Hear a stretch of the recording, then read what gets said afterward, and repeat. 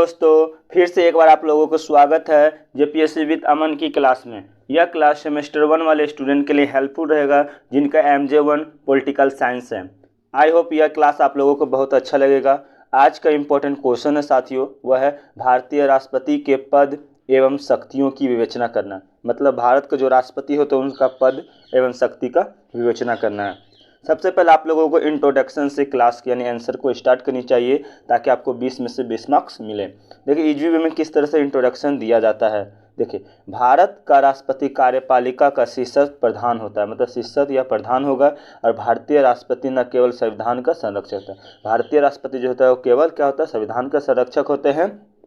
भारतीय संविधान अनुच्छेद 52 में कहा गया है कि भारत का एक राष्ट्रपति होगा। मतलब भारतीय संविधान जो है उसमें कहा गया है कि अनुच्छेद 52 के अनुसार कि भारत का एक राष्ट्रपति होगा।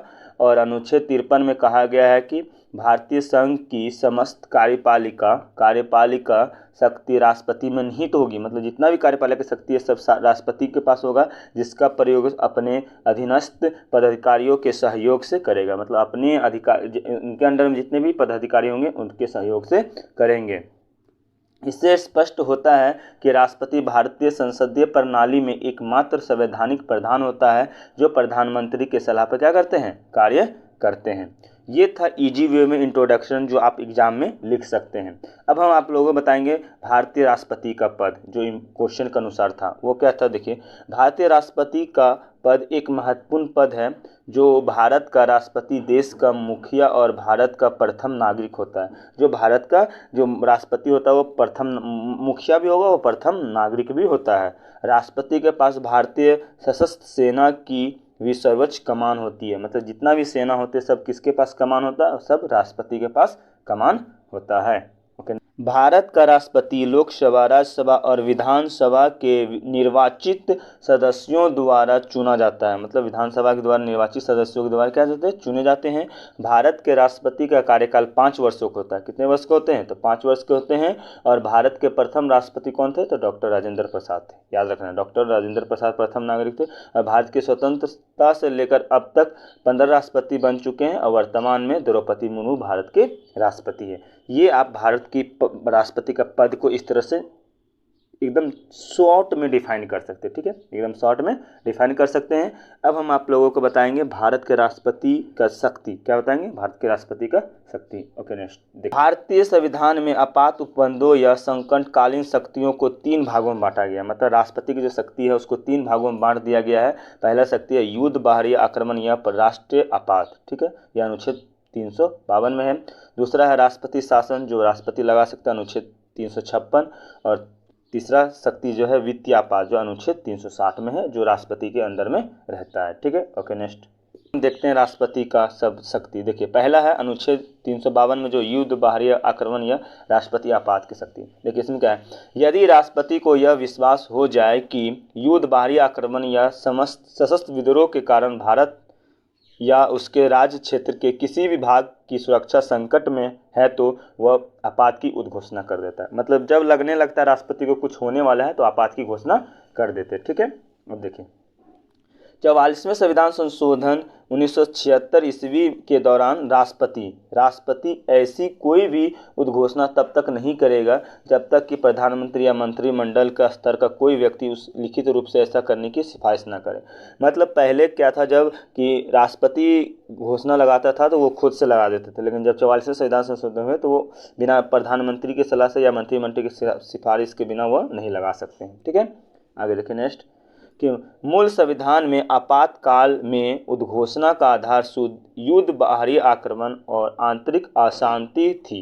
लेकिन 44वें संविधान संशोधन के द्वारा आंतरिक अशांति के स्थान पर सशस्त्र विद्रोह का आधार बनाया गया। मतलब अशांति को हटाकर अब सशस्त्र विद्रोह का आधार बना गया आपात घोषणा के लिए। ठीक है, अब देखिए ओके नेक्स्ट, राष्ट्रपति द्वारा की गई आपात की उद्घोषणा संसद के समक्ष रखी जाएगी। किसके समक्ष रखेगी, संसद के समक्ष रखी जाएगी। यदि उस उद्घोषणा को 1 माह के भीतर संसद अनुमोदन कर देती है तो यह 6 माह तक लागू रहेगा। मतलब 6 माह तक लागू रहेगा। और यदि संसद का अनुमोदन नहीं मिलता है तो 1 माह के पश्चात वह परिवर्तन यानी लागू में नहीं रहेगा, मतलब लागू से हट जाएगा। ठीक है, आगे देखिए कि संसद पुनः संकल्प पारित करके आपातकाल को एक बार में 6 माह के लिए पुनः बढ़ा सकती है। मतलब आपातकाल जो घोषणा हो जाता है उसको एक बार में कितने महीने के लिए, 6 महीने के लिए बढ़ाया जा सकता है। अभी तक भारत में 3 बार राष्ट्रपति आपात की लगाए गए, मतलब 3 बार लगाया गया। उसमें से पहला था, देखिए कौन था, भारत चीन के युद्ध के समय में 26 अक्टूबर 1962 ईस्वी को, ये कौन लगाए थे, पंडित जवाहरलाल नेहरू जब प्रधानमंत्री थे। दूसरा भारत पाकिस्तान युद्ध के समय में 3 दिसंबर 1971 ईस्वी को, इस समय कौन थे, इंदिरा गांधी प्रधानमंत्री थी। ठीक है।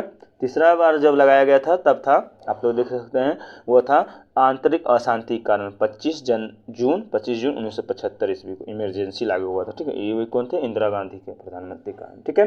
अब देखिए न्याय शक्ति जो है वो अनुच्छेद 356 में है, और राष्ट्रपति शासन जो राष्ट्रपति के अंदर में आता है। देखिए क्या है कि राज्यों में संवैधानिक तंत्र विफल होने पर राष्ट्रपति शासन की उद्घोषणा की जाती है। यदि राष्ट्रपति को किसी राज्य के राज्यपाल की रिपोर्ट मिलने पर या अन्यथा यह विश्वास हो जाता है कि ऐसी स्थिति उत्पन्न हो गई है जिसमें राज्य का शासन संचालन करना संविधान के अनुसार संभव नहीं है, तो राष्ट्रपति शासन उद्घोषणा कर देता है। मतलब जब उसको लगने लगता है कि अब शासन नहीं चलने वाला है, तो राष्ट्रपति अपना राष्ट्रपति शासन लागू कर देता है, और उस राज्य में राष्ट्रपति शासन लागू कर दिया जाता है। तो उस राज्य में राष्ट्रपति शासन लागू कर दिया जाता है। ठीक है, ओके। देखिए आगे देखिए, ऐसी उद्घोषणा के द्वारा संघ न्यायकृतियों यानी न्याय कार्य को छोड़कर राज्य प्रशासन के सभी शक्तियों पर नियंत्रण स्थापित कर लेता है। ठीक है, सब नियंत्रण स्थापित कर लेता है। ठीक है, ओके। देखिए आगे, ऐसी उद्घोषणा की अवधि सामान्यतः 2 महीने की होती है। कितनी महीने की होती है, 2 महीने की होती है। और इस काल अवधि में संसद दोनों सदनों द्वारा यदि अनुमोदन कर देती है तो उसे 6 माह तक के लिए लागू रखा जाएगा। मतलब कितना माह के लिए, 6 माह के लिए लागू रखेगा। और इसके अलावा इसे पुनः 6 माह के लिए बढ़ाया जा सकता है, लेकिन अधिकतम 3 वर्षों तक ही बढ़ाया जा सकता है। कितने वर्षों तक, 3 वर्षों तक ही बढ़ाया जा सकता है। पहली बार राष्ट्रपति शासन पंजाब में लगा था, कब, 1951 ईस्वी में, और लागू किया गया था। और सबसे अधिक बार मणिपुर में लागू किया गया है। ठीक है, नोट कर सकते हैं कि इससे पहले सबसे अधिक पहले बार कहाँ था, केरल में था। ठीक है। अब देखिए, अब बताते हैं तीसरा शक्ति जो है राष्ट्रपति का है वो अब जो है तीसरा राष्ट्रपति की शक्ति जो है, अब देखिए आप लोग, राष्ट्रपति का तीसरा शक्ति जो था वित्तीय आपात, जो अनुच्छेद 360 में वर्णन किया गया है, इसमें देख सकते हैं कहा गया है कि यदि राष्ट्रपति को यह विश्वास हो जाए कि ऐसी स्थिति उत्पन्न हो गई है जिससे उसके राज्य क्षेत्र के किसी भाग का वित्तीय स्थायित्व संकट में है, तो विभिन्न वित्तीय आपात की घोषणा की जाती है। क्या की जाती है, वित्तीय आपात की घोषणा की जाती है। ये राष्ट्रपति के अंदर में ही होता है। ठीक है। वित्तीय आपात की अवधि भी 2 माह की होती है। यह उद्घोषणा संसद द्वारा 2 माह के अंदर अनुमोदन हो जाना चाहिए, अन्यथा यह स्वतः समाप्त हो जाता है। क्या होता है, स्वतः क्या हो जाएगा, समाप्त हो जाएगा। ठीक है, ओके। नेक्स्ट, वित्तीय आपात में किसी राज्य के किसी वर्ग के कर्मचारियों के वेतन भत्ते में कमी की जाती है। इसके अलावा संघ सरकार के कर्मचारियों और अधिकारियों तथा उच्चतम न्यायालय के उच्च न्यायालय के न्यायाधीशों के वेतन भत्ते में भी कमी, मतलब सभी के वेतन, वित्तीय जब आपात लगता है तो सभी के वेतन में क्या किया जाए, कटौती की जाती है। ठीक है। और अभी तक हमारे देश में वित्तीय आपात की घोषणा नहीं लगा, अभी तक ऐसा स्थिति भारत में उत्पन्न नहीं हुआ है। ठीक है। इस तरह से आप लोग भारतीय राष्ट्रपति के पद को डिफाइन कर दिए, शक्ति को डिफाइन कर दीजिए, परिचय को डिफाइन कर दिए, तो आपका जो आंसर लगेगा एक प्रोफेशनल आंसर लगेगा कि अच्छा स्टूडेंट, पढ़ा हुआ स्टूडेंट लिखा है। तो इस तरह से आप लोग लिखिएगा तो अच्छा मार्क्स मिलेगा। फिर लास्ट में आप लोगों को क्या करना है साथियों, इंक्लूजन यानी निष्कर्ष, कंक्लूजन यानी निष्कर्ष को लास्ट में आप लोगों को ऐड करना है, ताकि आपको अच्छा से अच्छा मार्क्स मिल सके। फिर मिलेंगे नेक्स्ट क्लास में, तब तक के लिए बाय बाय।